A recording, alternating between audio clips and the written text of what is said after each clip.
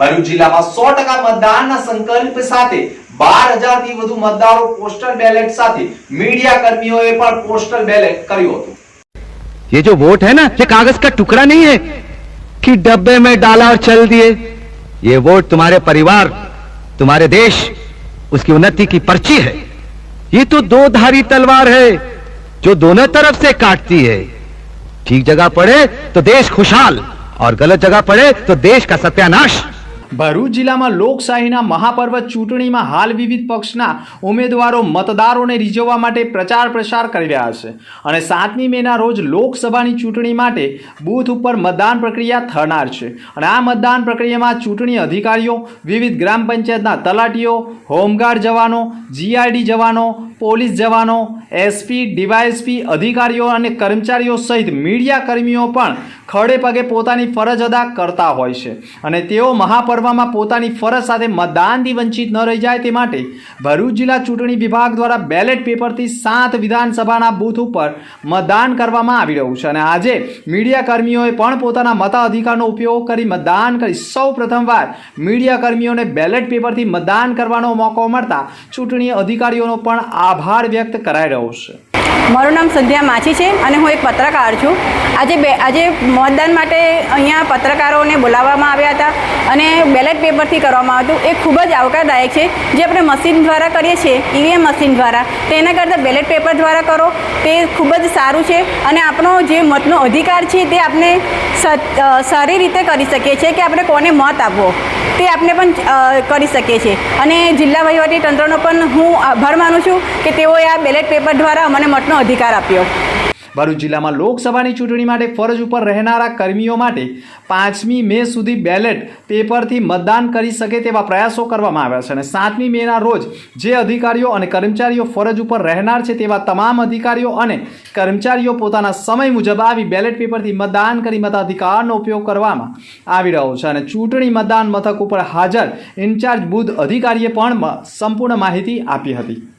અત્રે ઉલ્લેખની બાબત એ પણ છે કે ભરૂચ લોકસભા બેઠક ઉપર વધુમાં વધુ મતદાન થાય અને વયવૃદ્ધો ઉનાળાની ગરમીથી મતદાનથી વંચિત ન રહી જાય તે માટે ચૂંટણી વિભાગ દ્વારા ઘર સુધી પહોંચી વયવૃદ્ધો મતદાન કરી શકે તેવા પ્રયાસ સાથે મીડિયા કર્મીઓને પણ સૌ પ્રથમ વખત બેલેટ પેપરથી મતદાન કરવાનો અધિકાર મળતા ભરૂચ લોકસભા બેઠક ઉપર મતદાનની ટકાવારી વધુમાં વધુ થાય તેવા એંધાણો વર્તાઈ રહ્યા છે। મારું નામ ભારતભાઈ સરાજ, પોસ્ટલ બેલેટ વોટિંગ સેન્ટરના ઇન્ચાર્જ તરીકે અહીંયા ફરજ બજાવું છું। એસડીએમ કચેરી ભરૂચ ખાતે પોલીસ વિભાગ, એસઆરપી વિભાગ, મીડિયા અને ચૂંટણી પ્રક્રિયા સાથે સંકળાયેલા તમામ અધિકારીઓને પોસ્ટલ બેલેટથી વોટિંગ કરાવવાનું ચાલી રહ્યું છે। હજી આવતીકાલે અને રવિવારે પણ આ વોટિંગ સેન્ટર ચાલુ રહેવાનું છે। તમામ જે ચૂંટણી પ્રક્રિયામાં સંકળાયેલા અધિકારીઓ, કર્મચારીઓ, પત્રકારો, પોલીસ, એસઆરપી જવાન બધાને જ વોટિંગ કરવાનો લાભ મળ્યો છે। તેથી બધા ખુશ થઈ રહ્યા છે અને આ લોકશાહી પ્રક્રિયાનું ખૂબ સુંદર અહીં આ વોટિંગ થઈ રહ્યું છે। જો કે ભરૂચ જિલ્લામાં 12,000 જેટલા પોસ્ટલ બેલેટ મતદારો નોંધાયા હતા। ઘર સુધી પહોંચીને પણ મતદાન કરાવાયું છે। દિવ્યાંગ 94 મતદારો, વૃદ્ધાઓ 288 મતદારો, સ્પેશિયલ ફરજ પરના 151 મતદાર તથા પોલીસ જવાન સહિત અન્ય મીડિયા કર્મીઓ મળી 12,000 મતદારો નોંધાયા હતા, જેમાં 7,000થી વધુ મતદારો પોસ્ટલ બેલેટથી મતદાન કરી ચૂક્યા છે। ત્યારે હજુ પણ પોસ્ટલ બેલેટથી મતદાન પ્રક્રિયા 5મી મે સુધી થનાર છે। વૃદ્ધો અને પીડબ્લ્યુડીના વોટર્સ છે એ એબસન્ટી વોટર્સની કેટેગરીમાં આવે છે। તો પહેલાના સમયમાં કેવું હતું કે એ લોકો પથારીવશ હોવાથી કે હોસ્પિટલાઇઝ હોવાથી અથવા તો દિવ્યાંગ હોવાથી તેઓ મતદાન કરવામાં નિરસ્તા દાખવતા હતા અથવા જઈ નહોતા શકતા। તો એના કારણે છેલ્લા ઇલેક્શનથી આ એક નવતર વ્યવસ્થા કરવામાં આવી છે જેમાં આવા બીએલઓ દ્વારા આવા એબસન્ટી વોટર્સ આઈડેન્ટિફાઈ કરવામાં આવે છે અને ત્યાર પછી એમની કન્સેન્ટ લેવામાં આવે છે કે એમણે બૂથ ઉપર જઈને વોટિંગ કરવું છે કે એમને હોમ વોટિંગ કરવું છે।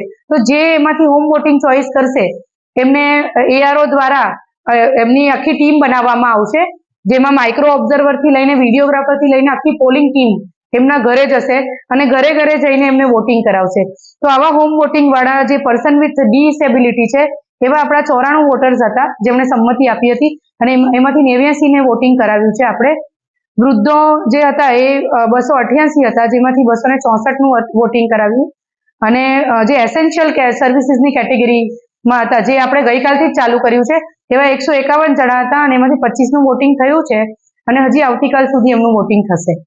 તો આવી અને 3 જણાની એમાંથી ડેથ થઈ છે, મરણ થયું છે, અને 21 જણા જે છે એ બહાર ગામ ગયા હોવાથી એમનું વોટિંગ નથી થઈ શક્યું.